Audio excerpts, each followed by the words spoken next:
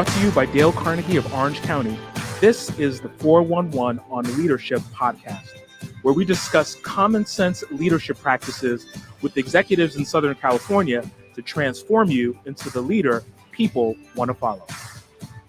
Welcome to the 411 on Leadership podcast. My name is Steve Thomas, and to my left is John Campbell, and we're here to talk inclusive leaders being adaptable with our guest this morning. John, how's everything going, my friend? It's going good. And one of the things, obviously, about being a leader is not always at work, but sometimes at home. Happy Father's Day yesterday to you, brother. Yes, happy Father's Day to you as well. Thank you very I know much. that you've got 5 wonderful kids, and I do. so I know I have one myself, and we're very, very fortunate that we're able to be fathers and to be recognized on that day. So happy Father's Day again to everybody that's out there. By the way, this podcast is being brought to you by Sitch Radio.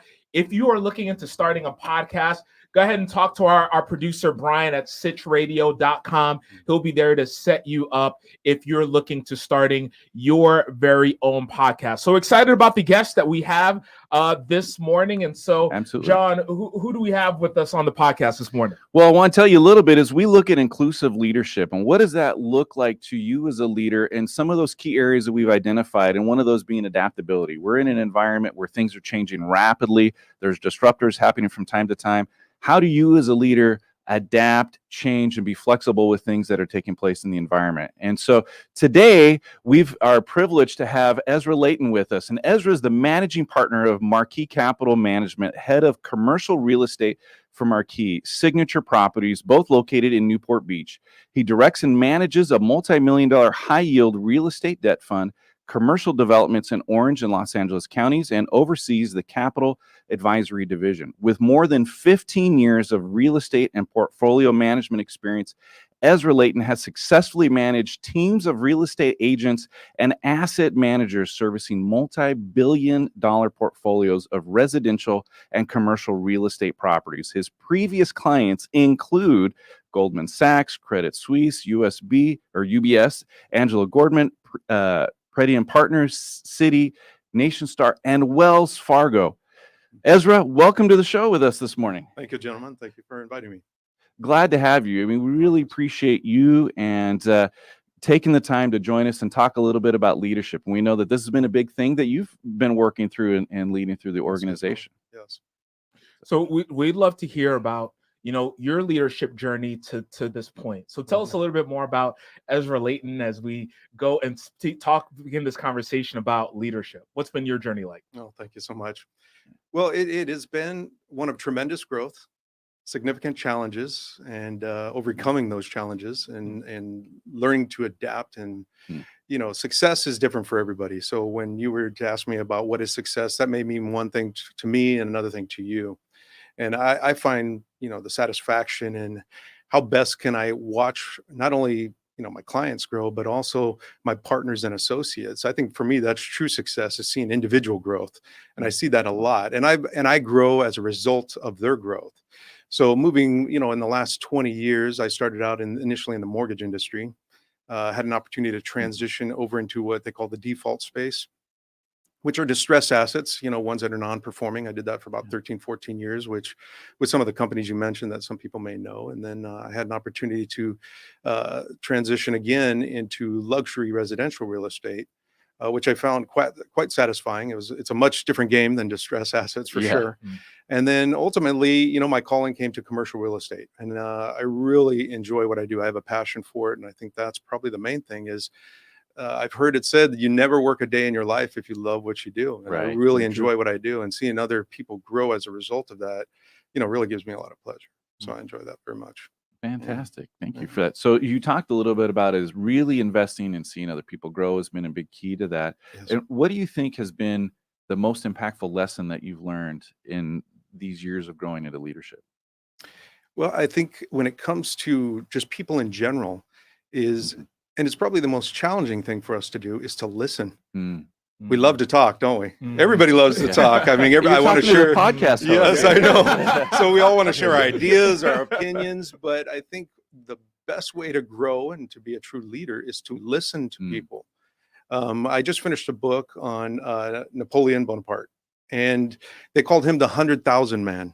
It said that whenever he stepped onto a battlefield, it was the equivalent of adding 100,000 men to his army, just because he had that level of inspiration and leadership. And it's because he was so engaged with his troops. You know, he would actually be on the battlefield with them. Bullets would be whizzing around him more than once, you know, pieces of his uniform were flying off, yet he stuck with the troops. And I think that much is the same when it comes to business. If, you know, I'm in my office with my door shut and I'm not approachable, you know, what does that say as far as a leader to the people that I'm, you know, partnered with and working with? You know, I like being out in, you know, the field with everyone, as they say, you know, being out there, taking the calls, talking to the clients. I don't necessarily have to be in the office with the door shut, you know, only working with the higher level clientele. So, you know, that's one thing that I try to do. Yeah, it's so important, as you mentioned, just which it is one of Dale Carnegie's principles, is being a good listener, and how that just correlates with being relatable. The more that we have that open door policy and are lending our ear to the people that we work with, especially now with us coming out of the pandemic and entering, I like to call it a better normal, not so a new normal, but just kind of entering to a space that is unfamiliar, right? That there are, you know, stresses that still exist, especially with organizations that are either restructuring or, you know, maybe they have more of a workload on them. You know, just being able to have that open door policy and just listen to what other people are going through. That's not to say we're not going to solve all their problems, but I think, you know, people generally like to be heard. And when they are heard, then we're ascribing value to that person, because we're saying, you know what, hey, you know what, you're worth my time.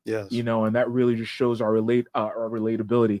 Ezra, I had a question in regards to, you know, real estate and just the times of, if you remember, like 2007, 2008, when the housing bubble that burst, and just you, especially in that area, just navigating those situations, correlating that to now, 2021, now us coming out of the pandemic, as we talk about being adaptable, what are specifically some of the lessons that you've learned back in 2007, 2008, and what have you used as we are allowed, you know, as we've gone through 2019 or 2020, excuse me, 21, like, you know, what are the lessons that you were able to use from 2009 that you applied that's helped you to become adaptable and kind of, like, I would say go with the flow, but just adapt to the situations that the pandemic, or the challenges, excuse me, that the pandemic has presented?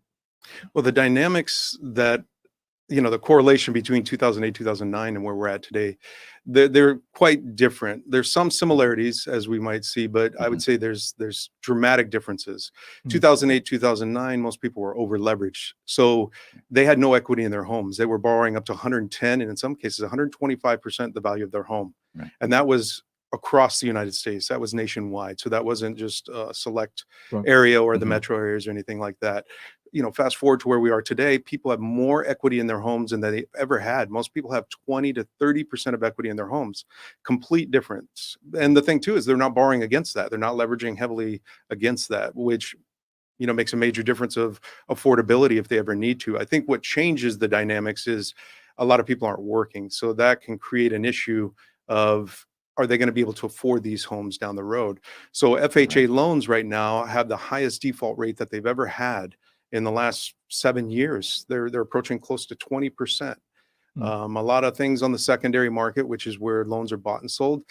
Most people aren't engaged in that environment, so they don't realize when it comes to Fannie Mae, Freddie Mac, FHA, Ginnie Mae, and HUD, and all these different governmental entities, they're kind of propping up the market, if you will, because they are the ones that are buying up all the mortgage-backed securities. They're keeping the market afloat, almost synthetically, if you will. Another thing that's lent to, you know, the market kind of being stable is historically low interest rates. I mean, at one point, interest rates, you could get a 30-year fixed at 2.8%. That's like free money. That's just unbelievable. 2020, for most people, was the best years they've had in residential real estate, commercial as well. We actually saw significant growth in sales. One of my close associates said it was his best year ever. He sold over 700 million in residential sales here in Southern California. Wow. So the numbers are staggering. And when you talk to, you know, all different levels of the industry, because there's different components, there's mortgage brokers, there's real estate agents, everybody that's engaged, title and escrow. It's just been a boom time for them.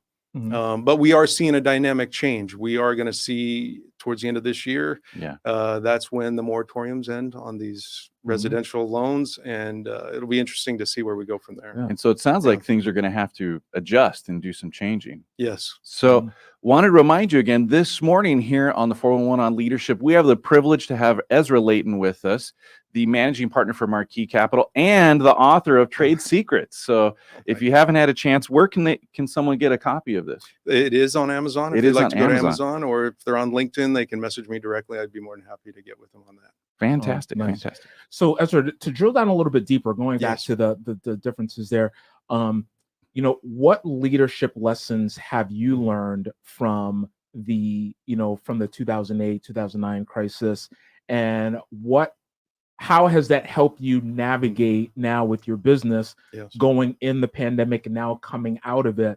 What are the things that you've learned, and what are the things that you've put into practice that's helped you to be successful today?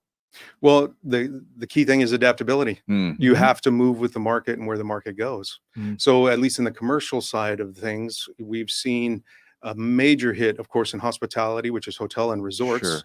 It's rolled into the retail sector, office space. Most people aren't going into the office. So you have some key sectors of commercial real estate just being decimated.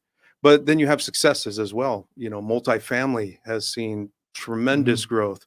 Industrial has been another significant area that has just done exceedingly well. Healthcare also has done well, as you may know, but being adaptable. So some of our clients have transitioned. They've moved away from hospitality investments, and they're now moving towards multifamily because there's a slight correlation there.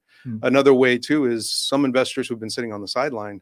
This is a perfect opportunity for them to step into some of these sectors that have been hit pretty hard. And we've kind of seen, where are you at right now in your portfolio performance? What are your investment goals and the strategies you'd like to do? And then we help them to adapt to those and say, well, if now's a good time for you to move from hospitality to multifamily, there's opportunities, and maybe not in Southern California, but maybe being adaptable is also being willing to expand, explore new areas that maybe you hadn't thought of investing in, because people get comfortable in a certain region or city or local area, and just on the horizon there's even better opportunities, with maybe less risk involved. One of the things I love what you said, and I'll toss it to you, John, is just being open to exploring the different areas, whether it is real estate or whether we're working within our teams. I think that's key, is to really have that open mind and to explore the possibilities, and not essentially, and I was having this discussion, with my wife, is just, not going back to the same old, but just using this as an opportunity to see what's out there. And I know that's one of the things you talked about, multifamily homes and stuff. And, we've been kind of looking at that a little bit just to see what that looked like. But I didn't realize there was an explosion like that of, people, looking like it. But, and, that is one of the things that, we have looking at. But then in addition to that is just, excuse me, just exploring what's out there and using this. I mean, this is actually key for being adaptable, right? It's just to really use these times as a way for us to explore different areas and venues, some things that, we probably wouldn't have looked at, a couple of years ago. So that's very, very true. Thank you.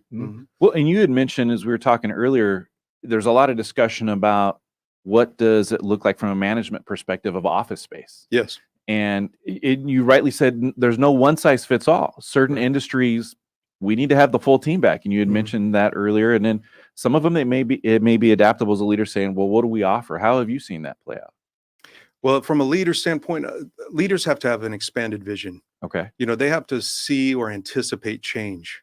And I mean, it was hard for anybody to anticipate this significant change, of course, but the leader has to adapt immediately. He has to have the forethought to say, is this going to last 3 months, 6 months, a year? I mean, this could last 5 years for all we knew at the time. It's come full circle that we're only in this a year and a half. But as operations and the dynamics of that change, a leader will put in, or they'll kind of ascertain key matrices to say, how is performance as an overall the team?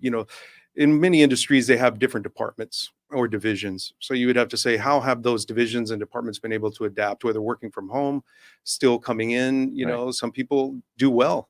You know, a particular division may do extremely well working from home, but, you know, if you look at other departments, they may actually not be up to the level of performance. So you have to take a look and say, okay, we actually are going to create a hybrid type office environment. We're going to ask that some people come in and they have their permanent place here again. We're going to have others that still work remote, but come in maybe once, you know, bi-weekly, bi-monthly or something, so they can still be engaged with the team.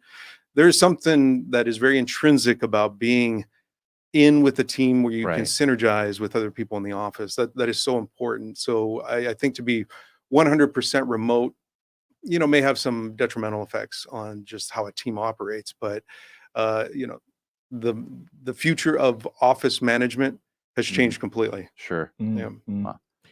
We're talking with Ezra Leyton. He's the managing partner of Marquis Capital Management. If you have any comments or you want to like and subscribe, go ahead and do that. We'd love to see your comments. If you have any questions here for Ezra while we have him, we'd love to be able to respond to your questions. And so, Ezra, you know, the last few weeks we've been talking about leadership, but more specifically inclusive leadership. And I mean, it's we kind of created the umbrella of really leaders that create an environment where their contributors are heard, are valued, and are respected, regardless of their backgrounds, their ethnicities. No matter, we just are responsible as influencers to create that environment for our teams. Yes. And so when you think about, you know, what you do and the teams that you work with, and you think about inclusive leadership, what does that mean? What does that mean to you? And how does the idea of being adaptable fit into that? Yes. To me, imagination is the key to motivation, because the power of the mind, and everyone has that, what I call the God spark in them. We all are designed to excel and achieve great things. And I think when we get compartmentalized in certain positions and roles in a business, it really limits the imagination of someone. But when you think about some of the greatest inventions or designs or, you know, thought process, those are direct results of imagination. And I think when you cultivate that, especially in children, as we see a lot, you know, but even in your coworkers, even in partners, and in any environment, great things come out of that. I don't know if you're familiar with Flamin' Hot Cheetos. The guy just came out with a book. I think his last name is Montanez. He was a janitor. Okay. And so one thing, when he was with Pepsi and Frito-Lay, they said the CEO, which was he had a very open approach to management. So he said, if you ever have any ideas, no matter how big, how small, bring them to my attention. So this janitor said, you know what, all the chips are the same, but I've noticed that, you know, in the Latino culture, we have to go buy spices and put them on them to make them hot.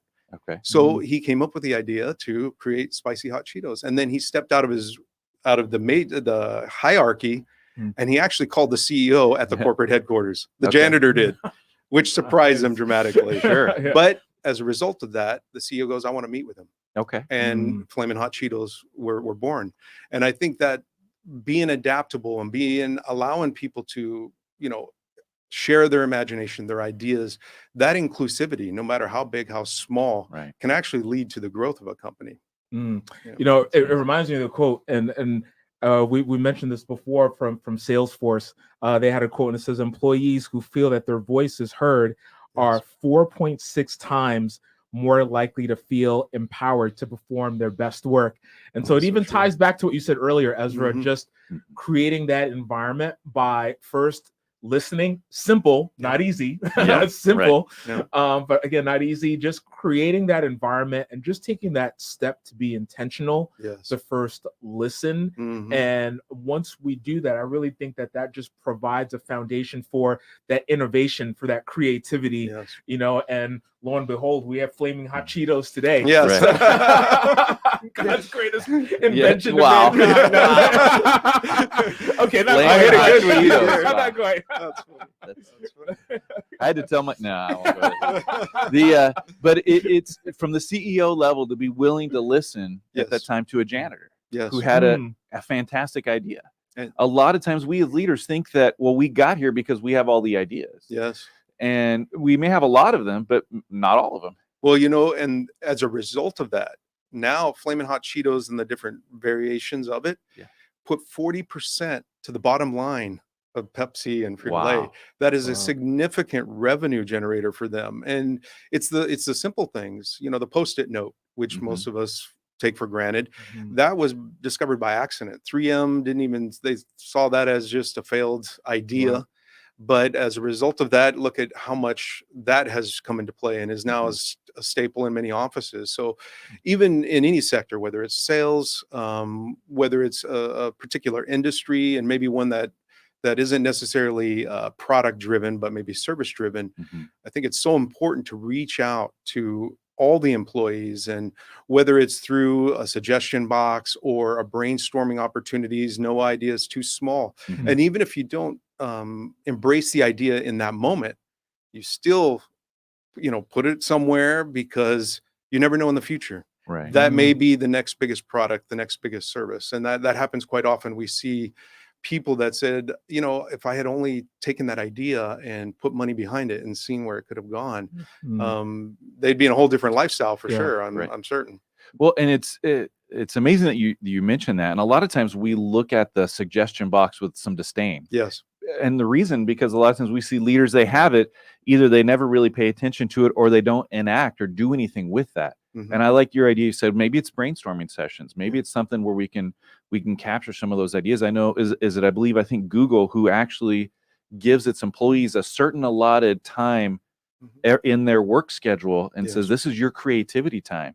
You can take X number of hours away from your normal task to focus just on them. They said sometimes people cross collaborate, from different departments, and have come up with some amazing, I can't remember off the top of my head, but I remember reading some of the amazing elements that have come out of their creative space time and, have really contributed to the organization. So.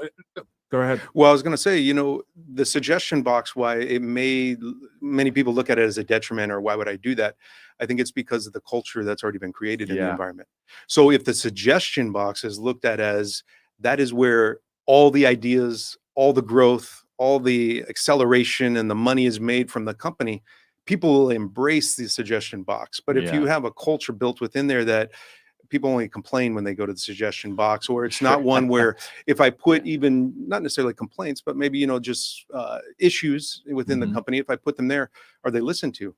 They brought to attention, and, maybe in a group meeting or smaller meeting said, somebody put a suggestion in that such and such wasn't as efficient. We really like that. We're going to expand on that. So as long as the ideas are embraced that are put in the suggestion box and not discouraged, you create that culture that everybody wants to contribute in some way. So I think that's why it's so important to develop that culture. And that's key. And that's actually along the same lines, because, one of the clients that you work with is Citi. I used to work at Citi, actually. I worked at Citi in Tampa, Florida. Nice. And I remember they always had the suggestion box. I remember it was like this, medium tall, like, brown box with the slits, and it would always be like a punching bag, in terms of like, or like a default, like, hey, if you have any suggestions or whatever, put it in the suggestion box. When, as you mentioned, the culture there, we already knew that, is that they're going to really pay attention, to that. And so at the end of the day, it's almost like a punchline, the suggestion box,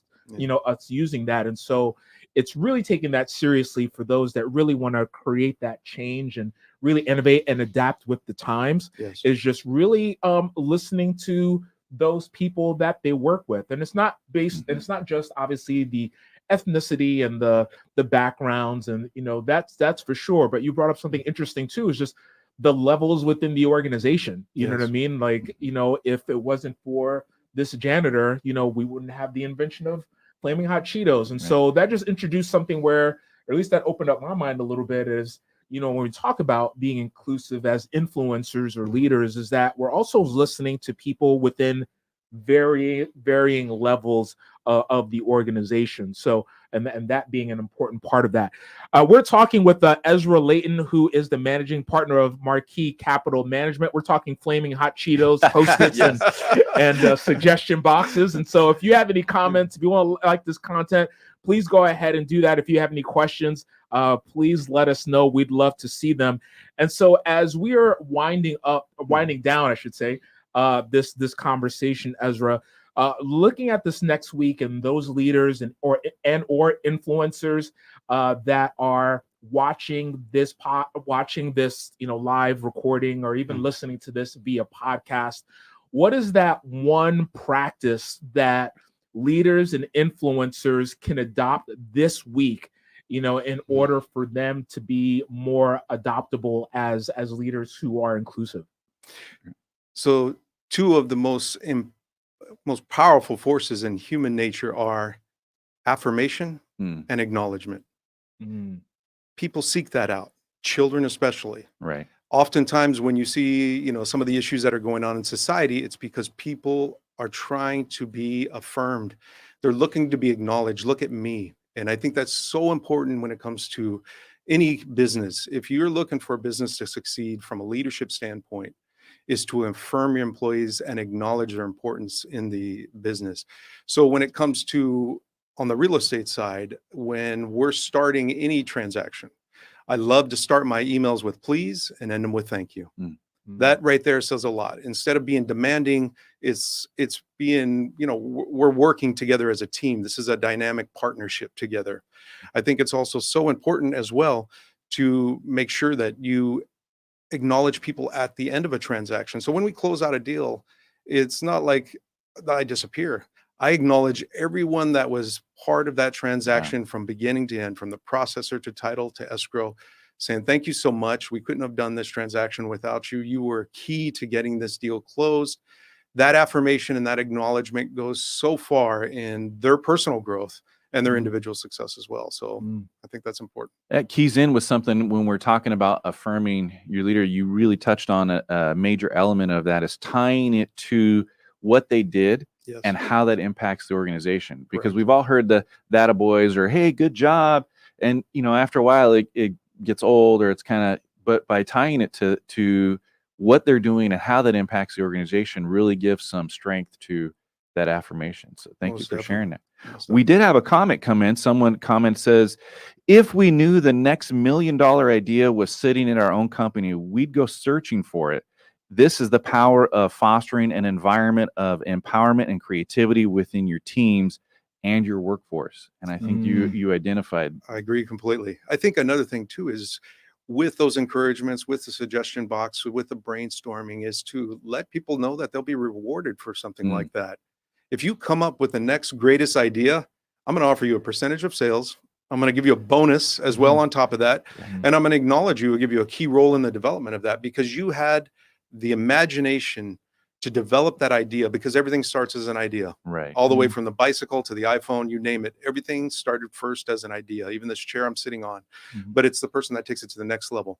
And even if it's an employee, whether it's a janitor or someone else that at home on their own, they're taking an idea and they're developing and processing it. If that becomes a product or a service we start offering, I would want them to have a lead role in developing that further because they already had the imagination and the idea to begin with, and they can expand on that with the creative powers of the rest of the team around them. So I would highly recommend that they be rewarded and acknowledged for it as well. That's amazing. And you talked about being able to listen to those creative ideas and tie the individuals to that. I was going through a book called Bitter Brew, The Rise and Fall of Anheuser-Busch. Yes. And they talked about in one of the organizations, I can't remember if it was actually Anheuser-Busch or was Miller, because it was really talking about some of the conflicts they went through. But they said they tied the success of the organization to the individual role, or they had tied the employees part of that to the role of the company. Yes. So it made the individual who's on the bottling line or who's in the keg line realize that they did their job effectively. The company will succeed, and when they succeed, the whole employee makeup gets a part of that. And I thought it was an important idea because so many of our organizations, you identify there's key elements along the way. And sometimes you're like, well, I'm just doing my job and I don't see what's going on in the decision making. But when you communicate those things back to your team too and says, this is where we're at, this is why we're successful, is because your individual job plays a part in that. So true.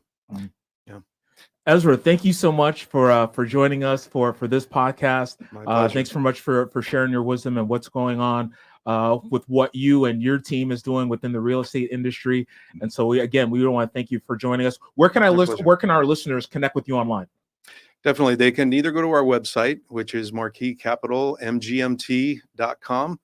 They can also connect with us on LinkedIn as well. You can send me a message. My contact information is there. I'd love to help them out in any way I can. More than delighted to meet people. That's one thing that I love to do.